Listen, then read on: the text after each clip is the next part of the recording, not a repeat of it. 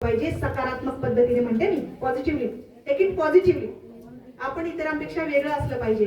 मी प्रत्येक वेळी म्हणते, मेंढरांसारखे वागू जगू नका, आपण वेगळं असलं पाहिजे. कारण मानवी आयुष्य एकदाच मिळतं, ते तुम्ही इतरांसारखंच घालवलं, काही नवीन शोधच घेतला नाही, नवीन काही केलंच नाही. प्रत्येक दिवस प्रोडक्टिव्ह असला पाहिजे, प्रत्येक दिवशी काहीतरी नवीन घडलं पाहिजे, काहीतरी हातून काय. आता मी जर आज व्याख्यान दिलं नसतं ना, आजचा दिवस माझ्याकडून प्रोडक्टिव्ह काहीच घडलं नसतं.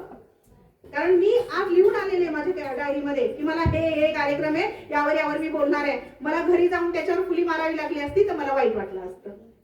एक गोष्ट राहून गेली. अशी तुमची पण एक यादी असली पाहिजे, मला आज काय करायचंय.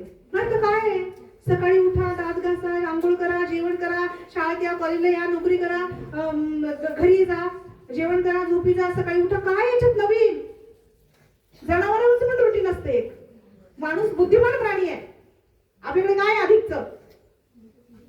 मनुष्य प्राणी सगळ्यात बुद्धिमान प्राणी. आपल्याकडे अधिकचं काय? बुद्धी आहे, मेंदू आहे, तो वापरायचा आहे ना. हा, तो वापरायचा आणि नवीन काहीतरी करत राहायचं. प्रत्येक दिवशी नवीन काहीतरी अभ्यासातलं करा, अदर स्किल मधलं करा. आणि मला आनंद वाटेल, वृषाली मला कधीतरी सांगेल की आमची एखादी मुलगी एक पात्री प्रयोग करते आहे.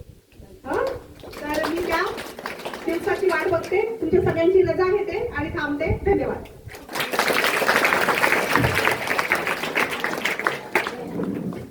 धन्यवाद प्रतिभा. अगदी